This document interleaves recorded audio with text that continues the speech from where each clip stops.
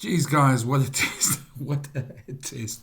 My goodness, this is a full time take. It's literally they're still busy doing the interviews on the field there. Uh, it is just straight after the full time whistle. But what a flippin' test!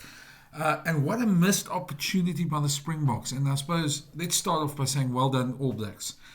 Exceptional, took your chances, were did what you had to do in that first half and won the game there. A strong comeback by the Springboks in that second half, and but All Blacks way more clinical, way more successful with their with the 22 meter entries, and that's what won it for them. And of course, who to win the most crucial turnover at the most crucial time in the Test match, but Ardie Severe. And first of all, we're going to clap hands for Ardie Severe. What a competitor! What a player! 100 Test matches. Certainly one of the biggest All Blacks personalities that I've seen in my lifetime, and certainly a guy that certainly deserves every single accolade. There isn't a warrior like Ardie Severe that I've seen for a long time in the All Blacks, and what a player. So, geez, I'm exhausted watching the game. I'm not sure about you, but I'm exhausted watching the game. This is the full-time take. This is a hot take. This is straight. I haven't looked at stats or anything. This is just feeding straight after the game. And the first thing I have to say is I feel like such a missed opportunity for the Springboks. Such a missed opportunity because in that first half, everything that went wrong could go wrong for them. They were terrible. Let's be honest, they were terrible. Every single thing that could go wrong. They had the most horrible start. That first try was Vinny LaRue totally mistimed the whole tackle in terms of the cross kick from Bowden Barrett. And then the running was so easy. It was really a soft moment, a soft moment at the beginning of the game, and there were too many of these soft moments for the Springboks. This is a team that's supposed to be world champions, are world champions, but they were coming to this place. They had an incredible opportunity to break a duck for the All Blacks, and that 50-game record from 1994 is still standing for the All Blacks. Why? Because the Springboks weren't clinical in that first half. I know it's going to sound harsh. They finished the game strong. They did exceptionally well. The bomb squad made a huge difference, and there was a lot of bravery from the Springboks out there. But in that first half, they were terrible, and they'll be the first to admit that as well. You can't say anything else about them because it just was a terrible half of rugby for them. You look at they went into the 22. I think the All Blacks went into the 22 twice, came away with 2 tries. The second try was when they ran through the line-out move, which Peter Steph du Toit missed and Malcolm Marx missed tackles. The Boks defence has been bad all year. And it was found wanting in that first half. But they were better in the second half. There seemed to be a much more focused second half from the Springboks. But in that first half, those first 2 tries hurt the Springboks, and that's what ultimately came back and won it for the All Blacks. Those early points on the board where the Springboks couldn't. Of course, you got to couple that with what happened to the Bok line-out. The two line-out entries in that first half, right at the end, the last 10 minutes, they'd gone into half-time 5 points behind. It would have been a different ball game in that second half. It would have been totally different. But yeah, well done to the All Blacks. They did what they had to. They disrupted the Springbok game plan. Their defence was great in that first half. They stopped the Springboks. They exploited them. They got away with a lot of stuff at the scrums. Carl Dixon in the first half didn't want to give a scrum penalty. Fletcher Neal went down how many times and there was nothing ever done about it. So the All Blacks got away with that. But you get away with what you can in a game. I thought in the second half, Carl Dixon coached the All Blacks at the breakdown. It was very frustrating to watch as a South African because, especially in the very last move, it was one of the All Blacks was lying over the ball, holding the ball, and he went, and even when the Springbok players went and slapped him on the back, Jesse Kriel you could see, was frustrated there because it happened so many times that they would give penalties away and nothing would be done. Kwagga did one thing wrong, which was cynical and deserved a yellow card, and he got marched off. But the All Blacks should have got a yellow card in that second half.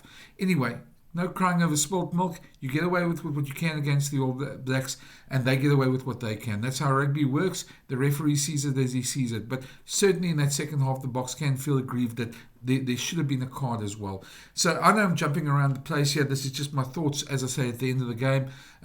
Just what I'm seeing what I saw on the field, that those two line-out misses at the end of the first half are huge, are massive. And how many obstructions were there for the Springboks? I think 4 or 5 obstruction penalties.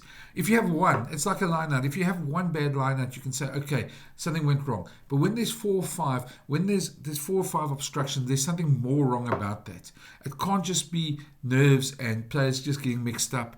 There was one 22 entry where I think Damien Delenda took the ball up, and they ran into each other. It was a scoring opportunity. They had the All Blacks on the back foot, and then they ran into each other. And it's like, there was, I think, 3 players that went into each other. And I just thought to myself, anyway. Bottom line, the All Blacks deserved to win this game. They handled the moments better. They did everything. It's no use blaming refs of everything. I know I've said I wasn't happy about certain reffing decisions, but you're never going to be happy about everything in a game. The Springboks are world champions. They should have started that game better. They should have handled that game better. They should have done a lot of things better on that field. They finished extremely strongly.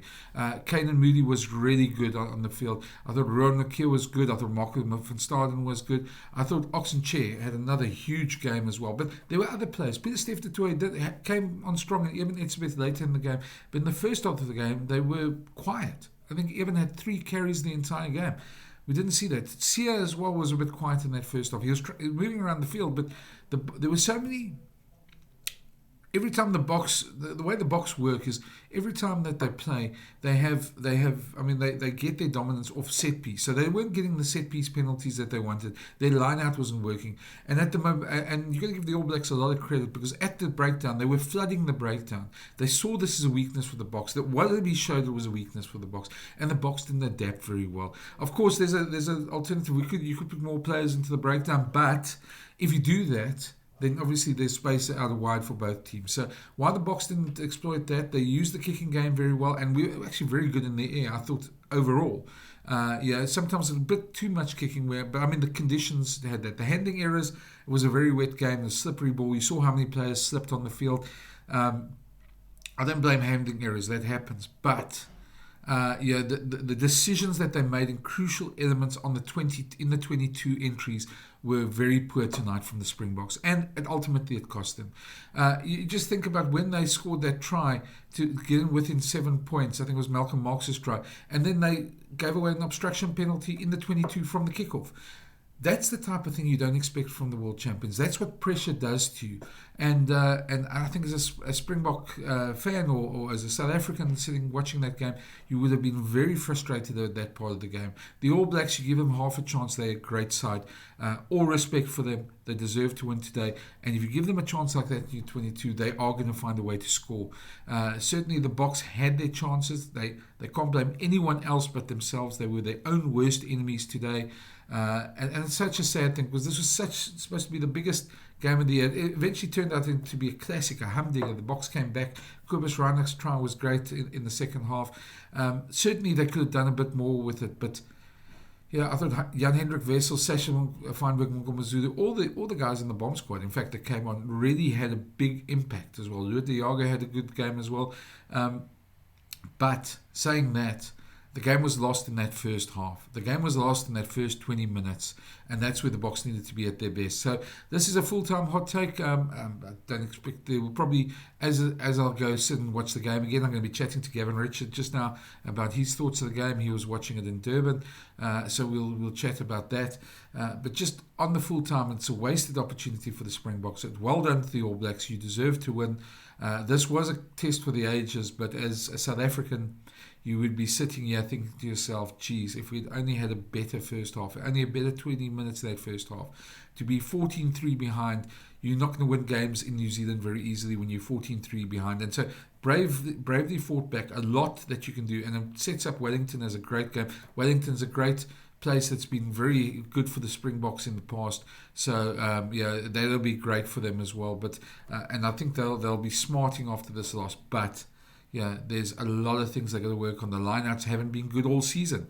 Let's be honest. They haven't been good in the incoming series. They weren't good against Australia. They were an Achilles heel for the Springboks. The breakdown's been an Achilles heel for the Springboks. And there seems to be a trend of referees not giving the dominant scrum the advantage. And no, that changed the second half. Cole Dixon did do that. He did give the Springbok the advantage, especially when Wilco Low came on. Huge difference.